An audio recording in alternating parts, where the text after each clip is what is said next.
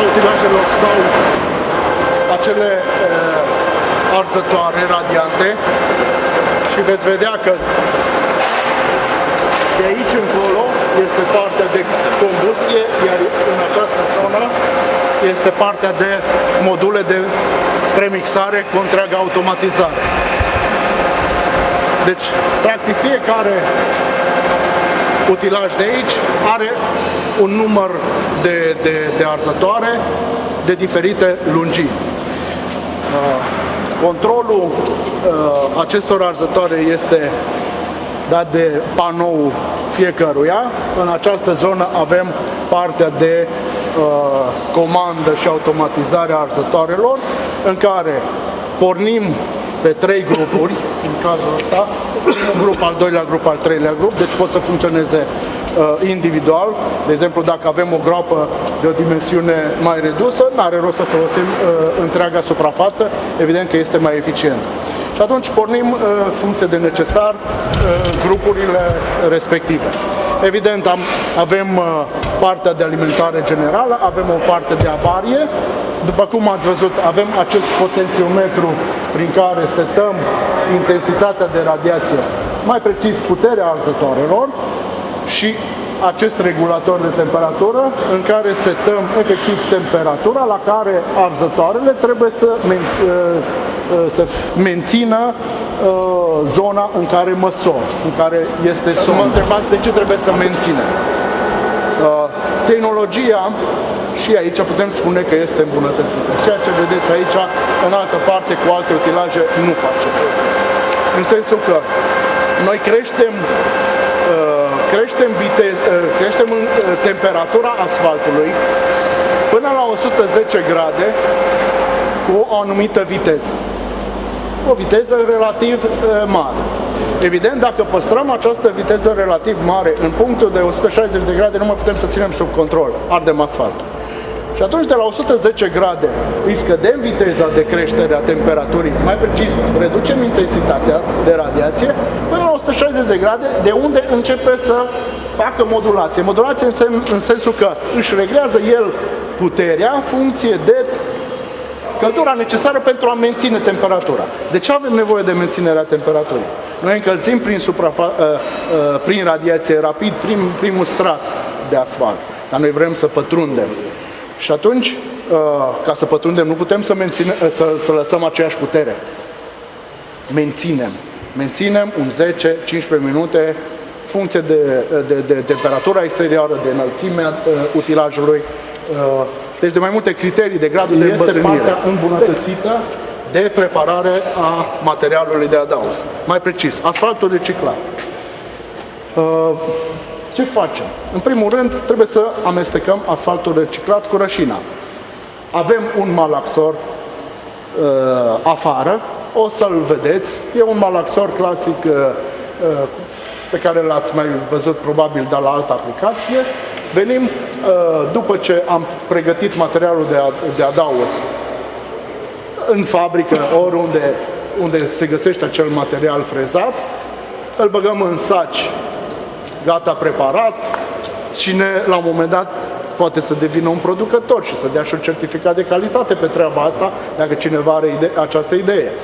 Poate vom fi chiar noi să producem material de adaos în saci, paletizat, dăm un certificat de calitate, după ce am făcut analiză la materialul frezat, îi facem corecturile și vindem asfaltul împreună ca și consumabil, împreună cu acest utilaj.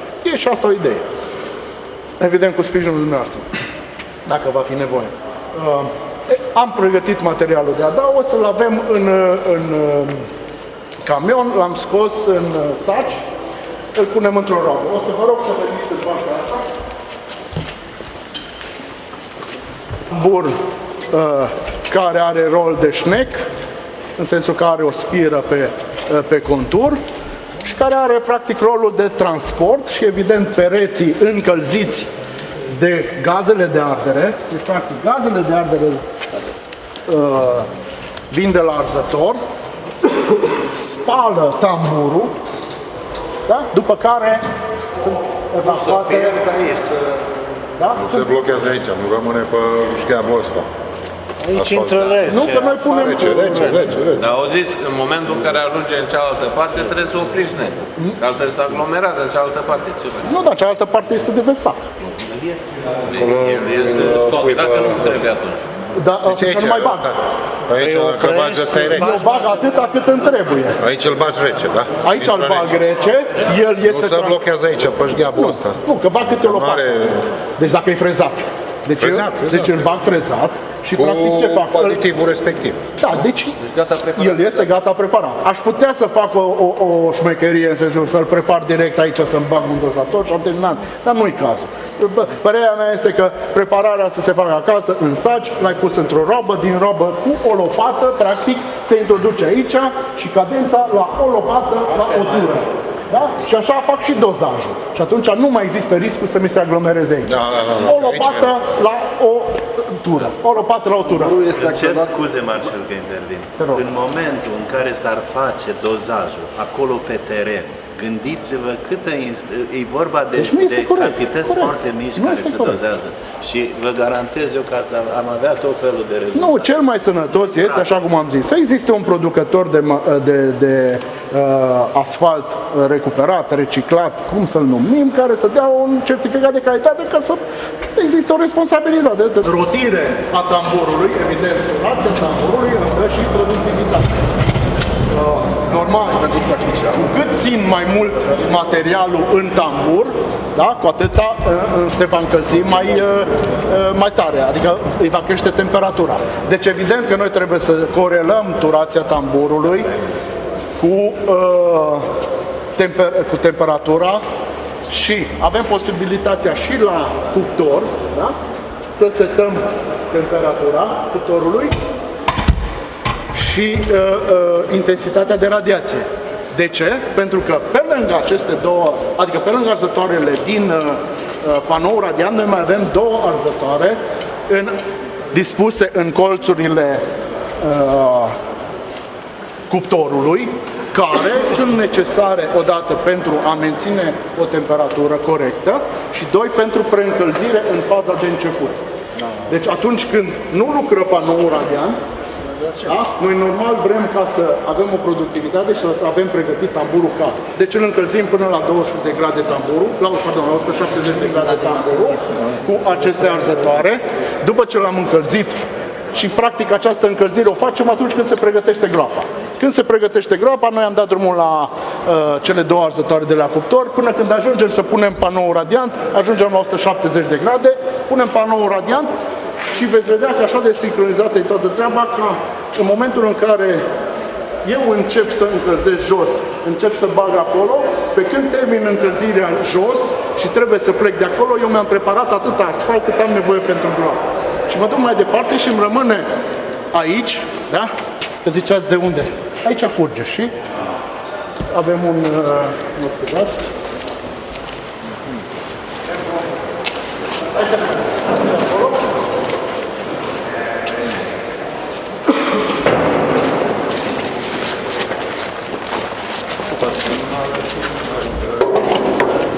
Deci să presupunem că am nevoie de 4 robe de... Sigur. Deci am nevoie de 4 robe de asfalt pentru o groapă normală. Îmi prepar asfalt propria comandă și motoreductorul are regulator de turație și putem să-i reglăm turația motoreductorului și implicit a tamburului. Deci, evident, facem o setare și a productivității. Vom mergem, aveți ceva întrebări vis-a-vis de acest utilaj? Totul funcționează, evident, am uitat să vă spun, pe GPL. GPL, acum, sunt aceste butelii care dau o autonomie de cam o zi de lucru. Asta înseamnă că utilajul se retrage în zona de staționare, acolo se schimbă buteliile, a doua zi când începe lucru, se duce cu buteliile încărcate, buteliile sunt furnizate de furnizorii consacrați, butan, gaz, cei care asigură propan, nu butan. Noi în următoarea perioadă vom încerca să folosim butelii de gabarit mai mare, deci cu un volum mai mare pentru a asigura o autonomie mai mare utilajului. Avem și spațiu suficient de dispunere, deci poate tot 4, poate 6 și aici putem să punem 6 sau 8 butelii. Deocamdată am considerat că e nevoie să punem pentru o zi de lucru. Aveți ceva întrebări? Vă rog frumos.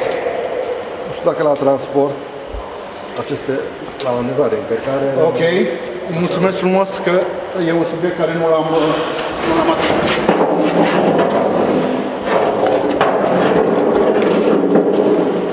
Geam de manevrabilitate. Avem două mai mari. Deci, odată, prin această adaptare la un transparent, da?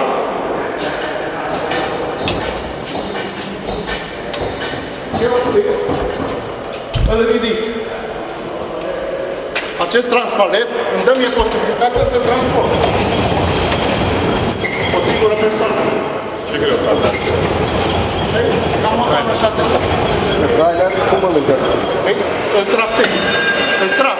A trailerul are vinci. Și el merge frumos pe un plan înclinat, pe un trailer abatabil, care după aceea se înclină, sigur. Deci veți vedea că așa cum l-am tras aici, îl vom trage și pe teren, chiar dacă este terenul mai denivelat.